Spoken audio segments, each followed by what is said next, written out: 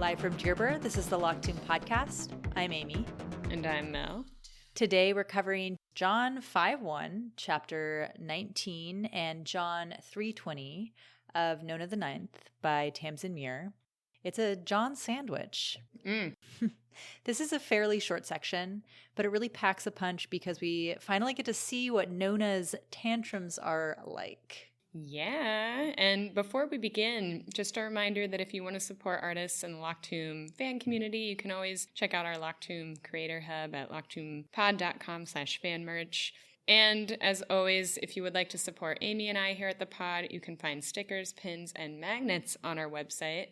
A quick note, for those of you who have ordered pins, we are a little delayed getting those out because U.S. Postal Service decided that we can't send them out the way that we have been. So it's going to cost us a bit more, and we're trying to figure out how we can get those to you in a way that's not gonna break the bank. So hang tight.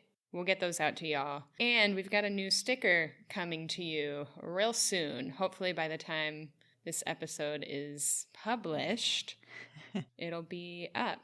And I have one clue for you as to what the sticker is, and that is that they have complex social relations. Relations? Relations. Oh, yeah. So check that out. Finally, thank you guys for sticking with us over the last couple of months, / I guess all of 2023, really, as we adjust to big life changes. We're hoping to keep episodes a little bit more regular in the future, but also given that we haven't even seen a cover reveal of Olivia the Ninth, I don't think we're in a huge amount of a time crunch. So we'll just keep on getting them out to you as quickly as we can while keeping the quality up to snuff. Up to snuff. Great. So before we get into the actual episode today, I've got a bad joke for you. What do you call an angry instrument after it got a little too much sun? An angry instrument after it got a little, I have no idea. A tan trumpet. Oh my God. Trying to stay on theme here. And it was tough. But I came up with something. So all I could think about was a trombone, but that wouldn't have fit the joke. No. Trombone is such an obvious instrument for this series. You know, I had to think outside the box, if you will. I appreciate that. Well, it's good to be back. So let's jump right in with John 5:1. So we already had the letters from the cipher spelling out the tower has r, and now we have the tower has ria. They added an E and an A to our message here that Tamsyn Muir so brilliantly wrote out for us. And it's the same situation. John and the narrator, who I think we're still in agreement is Harrow experiencing Alecto's memories. They're still outside this big concrete building, which we think the facility in Canaan House and also like the original facility where the cryo tank project was being done, like their home base. Mm-hmm. So John explains that their original allies let them off the hook for all the crazy cow shit, but also didn't help them continue the project. So they didn't get in too much trouble, but also everyone's put them to the side because they've really freaked people out too much. Yeah. And so then John describes this time where you all can imagine this. You're getting together with your buddies, you're getting drunk, you're barbecuing, which is what's happening here, which is funny because there's a lot of cow jokes throughout these like 2 John chapters. And he says something about, we had a lot of beef that we had to eat, which was sad, but at least there were no vegans here. I don't know. It's just funny. But yeah, so they're just shooting the shit together, and John's like, you know, you can imagine him getting really trashed and being like, yo, guys, let's save the world. Yeah. And everyone's like, yeah, sure, John, but also how? Mm-hmm. And Pyrrhus says that if John wants any power, he has to scare the shit out of people so that they'll listen to him. And John doesn't take this advice for a little bit. But I think this is the beginning of the spiral into pretending to be a cult. Yeah. I think it really sets the stage for what happens next, which is a bunch of guys in suits show up and they're being kind of mysterious. John doesn't know where they're from or what exactly they want, but they ask John if he can make their leader, who is dead, appear alive for whatever reason. And they offer him a ton of money, like billions of dollars. And John's like, I think I can do that. And so they set up this deal and they decide that they're going to go fly out and meet these mysterious people in suits to actually do the deed, to have John make this person appear alive.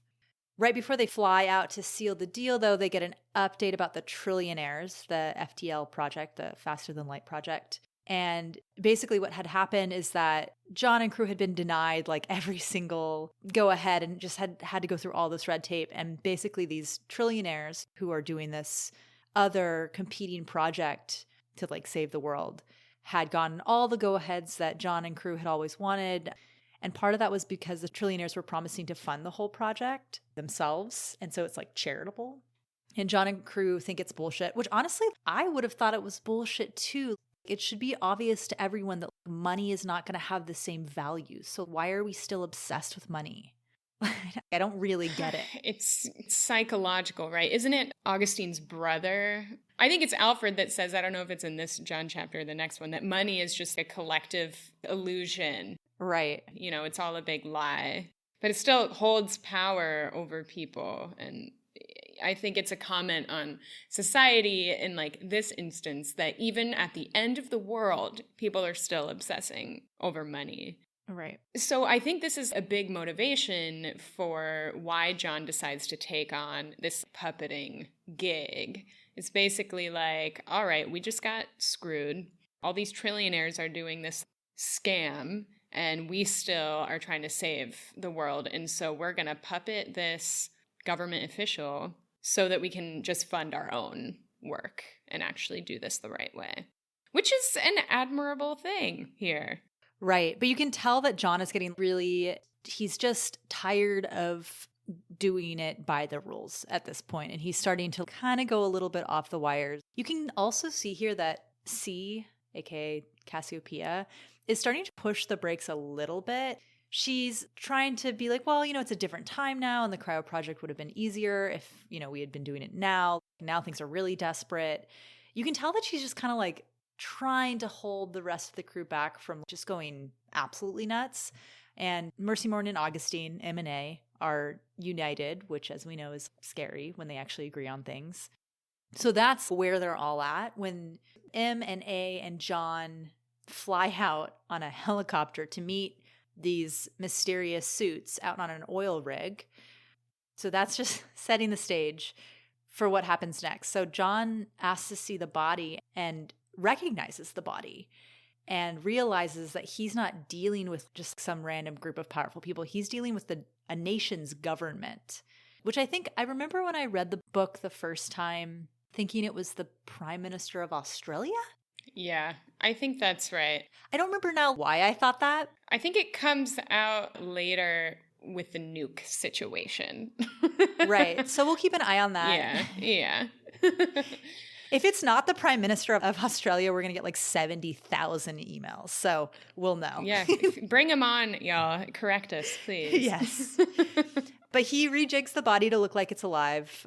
But very important, he does not make this person alive. And in fact, the suits say that they don't want this leader alive. They want him to look alive, but they want to control him, which is so fucked. Right.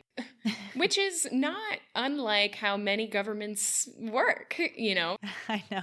There's all sorts of speculation around, like, is this head of state actually in control, or is it the people around them that's in control? And oftentimes it's like a little bit of both, but this is like a really just blatant, we're literally puppeting this person. I also think it's really interesting the way that these chapters are organized. We're actually getting a window into how one puppets a dead body. Mm-hmm. And this is very relevant when we meet Ianthe through like Nibirius's body in this book. Right. We're getting told these stories side by side, and so you can see sort of how this, the very first time this ever happened with God and this prime minister, and then 10,000 years later with Ianthe and Nibirius, and puppeting like skeletons and all of that good stuff is kind of just the norm in the 9 houses, right? And in particular in the 9th house. So I think it's pretty cool to see the evolution of necromancy past and then into present in this way. Right. And he's only able, even though he's very powerful, he's only able to do so much. So he tells the suits that they'll need him for, you know, big public appearances, anytime where he's going to have to give a big speech or answer a bunch of questions, John's actually going to have to be powering him. So it's not that they're just paying for this guy to be reanimated. They're also asking John to really like puppet him actively when needed. Right. Which is huge because that also gives John and crew more bargaining power. For sure. This also reminds me of Harrow puppeting her parents for years after they kill themselves, which is kind of on a similar level in that they were in charge of the 9th house. And so she also was puppeting her own little government in a way. Oh, wow. Yeah, nice parallel. It's funny that this devolves into what it does because I can't imagine. I'd love to hear what people think about this. I actually think that how John and his crew ended up with a nuke is not so believable to me. I'm like, really? You know, I mean, I don't know. I guess governments do stupid shit all the time. So maybe it is believable. Mercy Morn and Augustine clearly had the foresight to be like, money isn't really going to be worth much, so we need something material. So that's what they're bargaining with. And it's funny, the roles that they take on in this negotiation, bad cop, worst cop, and sorry cop, which I think bad cop is Augustine, worst cop is Mercy Morn, and sorry cop is John, of course. But they like kind of stick to those roles throughout their entire existence together, I feel. But this chapter just ends with John saying, that's how I ended up going home with a couple $2 billion and a suitcase nuke. And when I first read that, I was like, what? I don't know. That's crazy. I think it's kind of crazy too, and not particularly believable in our, like if you think about where we're at right now, but maybe like things are just so desperate. Also, like, I mean, our government sells incredibly dangerous weapons to many different people all the time, many of whom are not good. That's true. Right. But I don't think we're like necessarily handing out suitcase nukes yet, but like in a more desperate time, I could see it. Yeah. Yeah. That makes sense. I agree, sadly. Oy.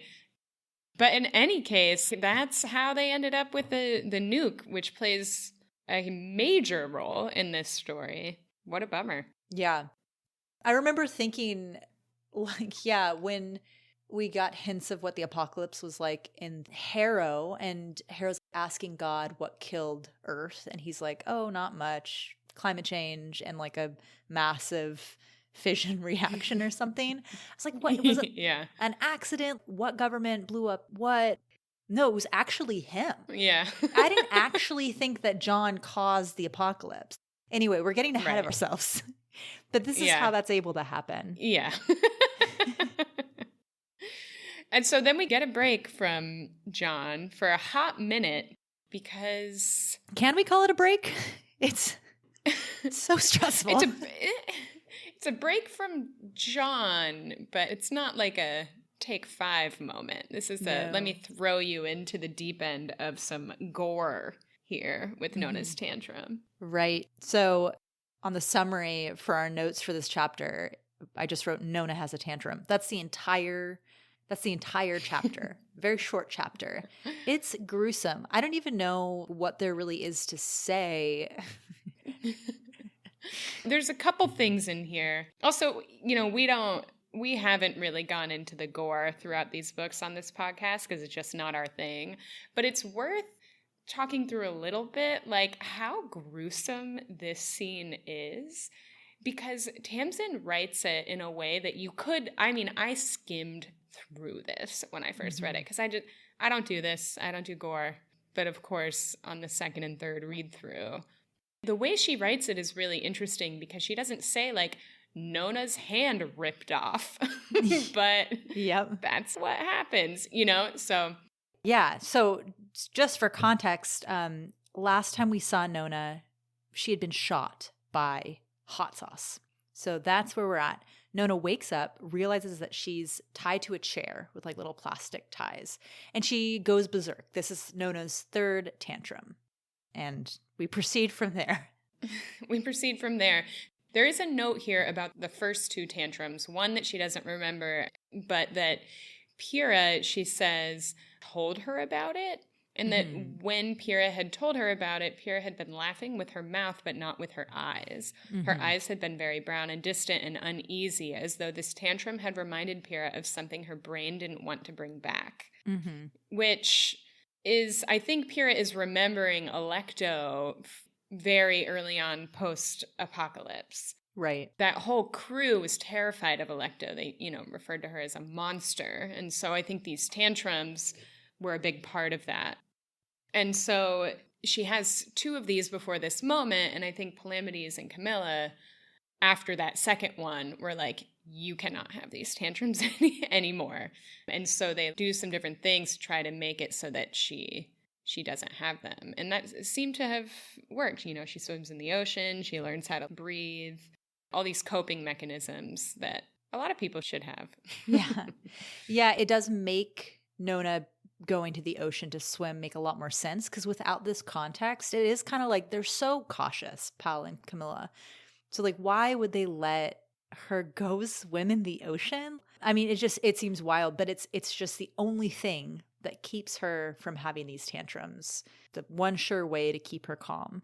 And again, given our theory that Nona is Alecto and Alecto is Earth, and Earth was mostly salt water, she just feels very comfortable in the salt water. She's a saltwater creature. And so that's what it just really calms her down. Yeah.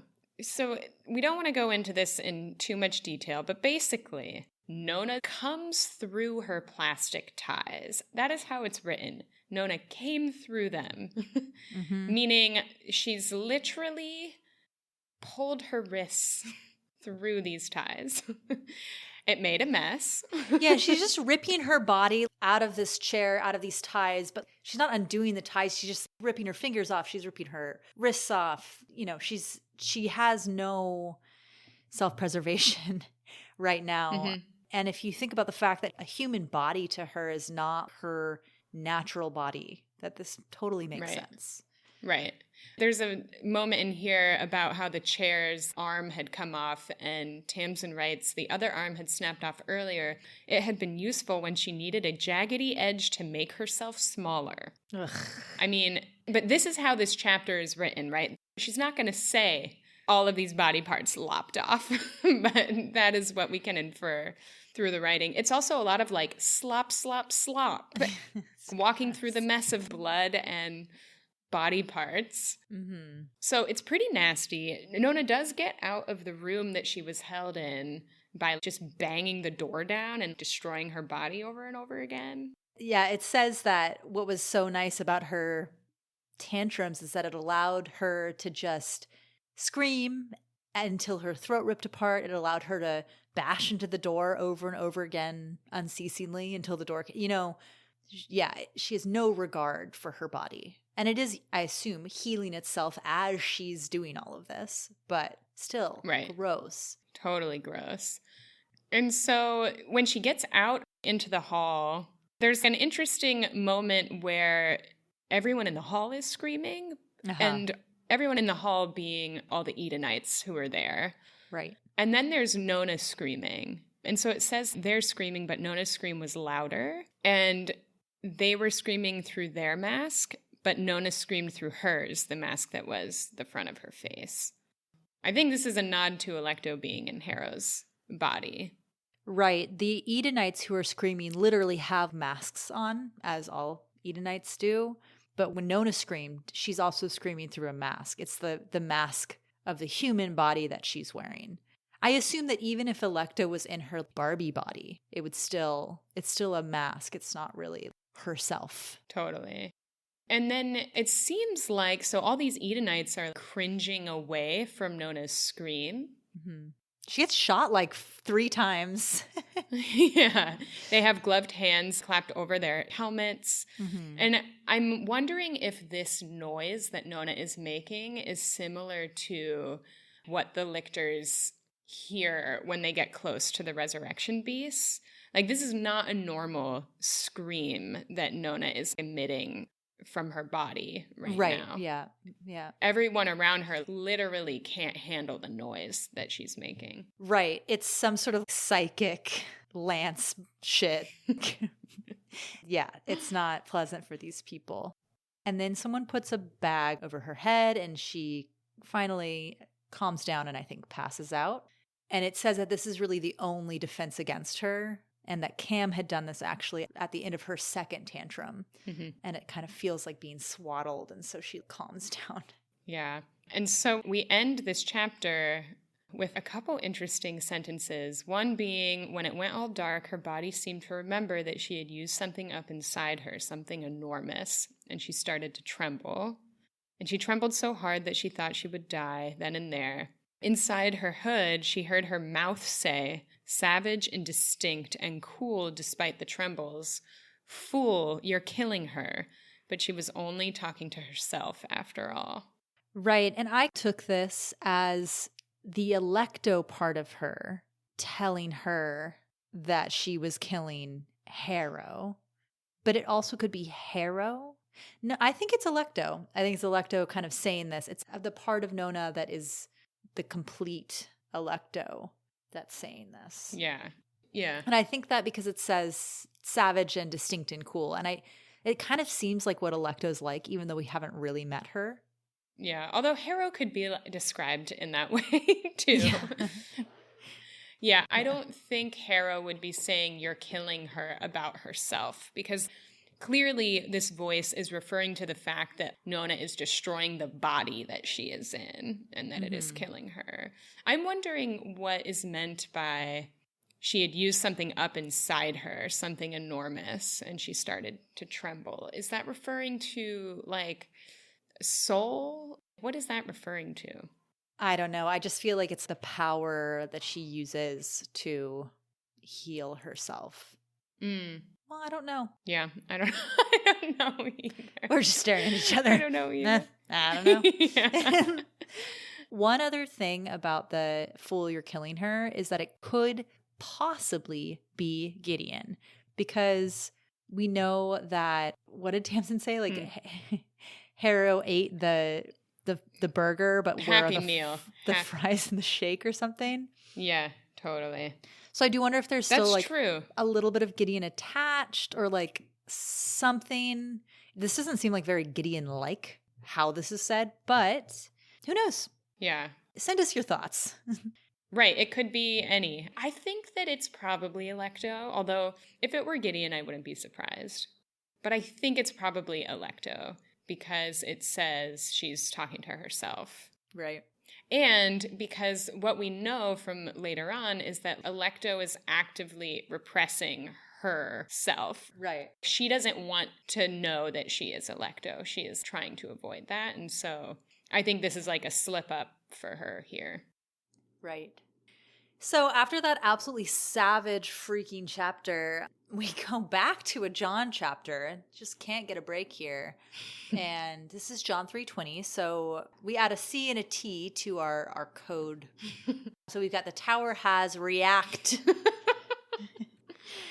It's funny because in my memory, this code is the tower has risen. That is not what it is. And I feel like I am remembering in real time what it actually says. I think it said the tower has risen or something in the ark, which is maybe what you're thinking of. Yeah, that is what I'm thinking of. Okay.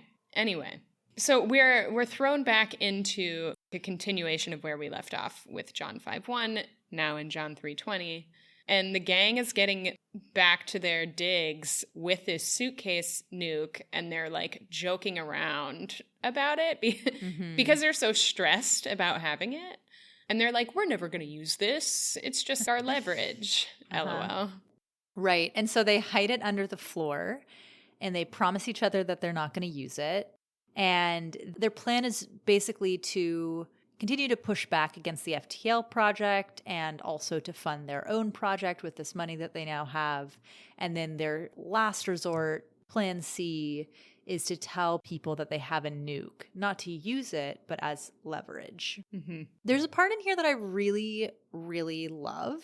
There's tons of examples of this in the John chapters, but C, Cassiopeia, is really, I feel like she's really starting to be like, what are we trying to do? I'll just read the quote. It says, C kept saying, pick one. Are we more invested in proving this new plan is bullshit or in saving you, you being Earth? I was like, it's both. How can it not be both? C was like, it can't be both. Pick one and stick to it. Decide what you give a fuck about.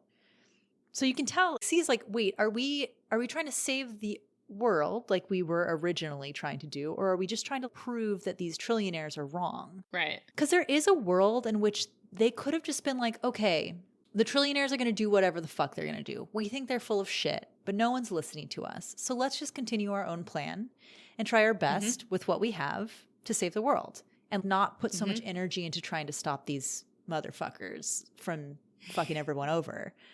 But it's really become for John more about revenge and about getting back at everyone who didn't believe in them and who didn't let them do their plan. His biggest driver is vindictiveness now. Yeah, he's got an ego. I mean, he's a man with an ego. What can we say?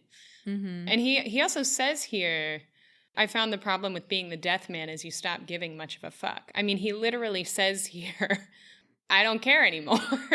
you know? It's so weird.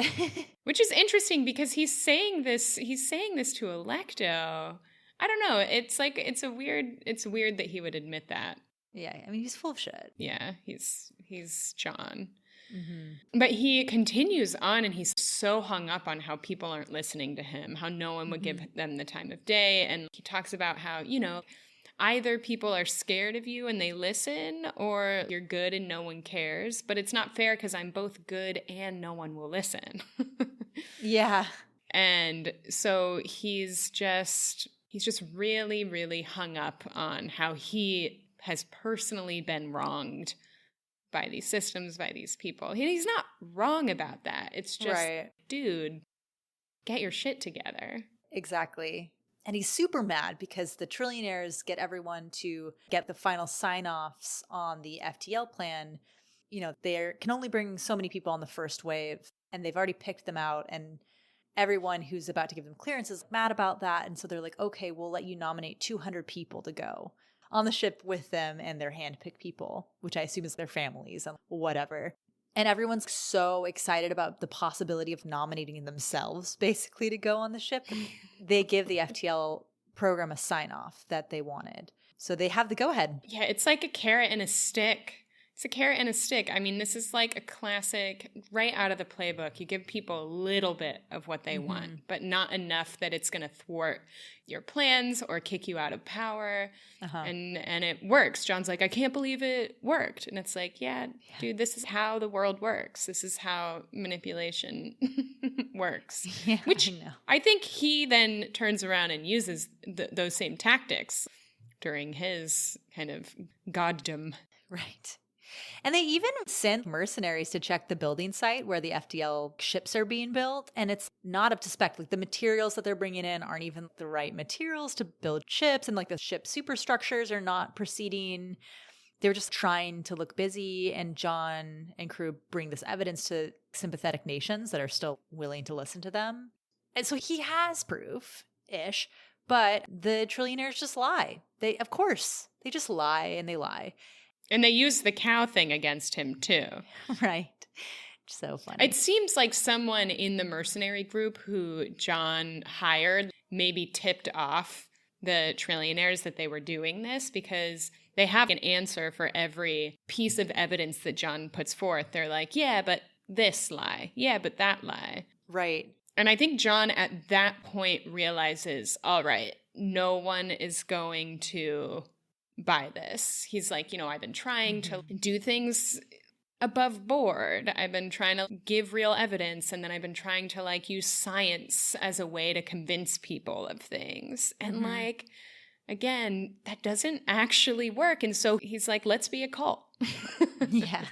I think it's interesting because he had tried to coin this scientific term for what I think eventually became thanergy. Yeah, thynergy. Yeah, yeah. Like Titiania. Titiania. And yeah, he just kind of gives up. He's like, we have makeup and capes, so we're just going to go ahead and be a cult. And this is really the beginning of the culture of the Nine Houses. Mm-hmm. Yeah, this is where John learns that religion is more powerful than science when it comes to persuading and manipulating people. And this is the lesson that he takes with him for the rest of his life. And right. And he just becomes God, because that is where the real power lies. Yeah. At the end of the day, so many people, they don't want to be like, oh, I'm going to go through all this science stuff that's so hard and long and whatever. They just want this silver bullet. They want the perfect little magical thing that will solve everything. And John finally realizes that here. Yeah. And this is also, the chapter ends with John calling himself a necromancer for the first time. Right. This is the first time that word is even mentioned in the John flashback chapters. Totally. The birth of the necromancer right here.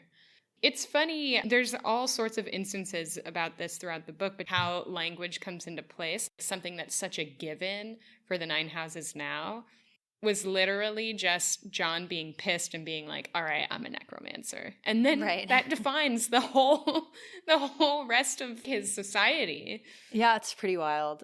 But that's how things work. That's how it goes. So yeah, that's the end of John 3:20. And all we're going to cover from the book today. Start out small as we get back into it. We got a lot of emails asking us about covering The Unwanted Guest, the short story that Tamsyn Muir published. And we will cover it when it happens in Nona, which is very soon. Mm-hmm. We might do an episode after that episode away from the book and talk about that short story. Yeah. Basically, when Camilla and Ianthe are actually sword fighting, after that episode is when we'll cover The Unwanted Guest. Right. Which I am so excited to do. Yeah, it's going to be fun. And we did want to talk about one thing. A lot of people have written in about Noodle, which we appreciate. And we might have a separate episode about specific theories. But we got this one message that I thought was really interesting from Cohobast612, who says, hello, had been looking for some Good Luck Tomb discussion and have really enjoyed hearing your takes on the series. Thank you very much. Anyways, I suspect Noodle may partially be a reference to a six-legged dog called Priscilla from A Canticle for Leibowitz. Could be coincidence, but it seems like a book Tamsyn might be familiar with. Just thought I'd share and wish you both well. We wish you well as well. But I had not read this book, but I looked it up. It's like a social science, post-apocalyptic sci-fi type book. And it seemed like I'm not sure. There's no way to prove it, but it seems like it could have been the genesis of at least like Noodle's form. Although Mel was telling me about a very funny Reddit exchange. This is probably my favorite Reddit exchange that I've seen on the subreddit for the book series, which I think about this exchange often. So if this was you, thank you for giving me this gift that keeps on giving. Someone posted on the subreddit, is Noodle's name a reference to something? And they have a bunch of theories about it.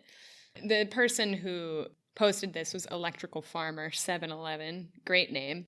And I won't read the whole post because y'all should just go read it. But it's like a treatise on where Noodle's name might have come from. It's really interesting. The theories are really good. And I read it all and I was like, yeah, wow, so cool. And then someone responds and said, actually, according to this post from a live event Q&A, Noodle is named after Oodles the Poodle from Rugrats. And Electrical Farmer responds, yes, of course. How could I forget about squints at smudged writing on hand, Oodles the Poodle from Rugrats. And I love this because we all go so hard on analyzing these books. I mean, Amy and I literally created a whole podcast about these books. We're with you. And of course, like, there are moments where that analysis actually makes a lot of sense because Tamsyn does pull all these different references and is influenced by all these different things, and it's really fun to puzzle together. And at the same time, she just throws shit in, like a reference to Rugrats. And you're like, oh, this is actually just that simple. Like, it's not more complicated than that. But you never know. You don't know.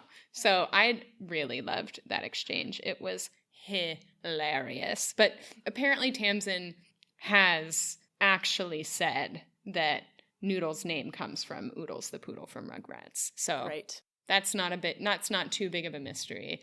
But I do think that the form that Noodle takes as a six-legged animal, I appreciate this potential reference of Priscilla from A Canticle for Leibowitz. That's interesting. So that's our little Noodle discussion. We had a lot of people also writing and agreeing with you that Noodle is the message or whatever, which we can cover more later, but a lot of Noodle lovers out there. Mm-hmm. I mean, we love dogs, especially dogs with 6 legs. How cool. How fun. Yeah. So that's all we're going to do for today. I did want to mention, if you haven't heard it, because it didn't come up on my Google alert for Tamsyn Muir, which was upsetting, but This American Life, which is a podcast, episode 811, The One Place I Can't Go, from September, has a very short short little snippet with Tamsyn Muir where she talks about how she can't participate in the fan community around the Loch Tomb and what a bummer that is. And I just thought it was so charming and lovely and so great to hear her voice. So if you want to go listen to how Tamsyn Muir wishes she could hang out with us but can't, then you can go check that out at This American Life. I'm curious, Amy, are there any books that you're reading other than The Loch Tomb over and over again that you think would be fun for listeners?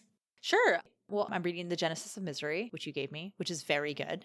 I think you've mentioned it on this podcast. It's really, really good. Yeah. Also very gay and cool, like sci-fi vibes.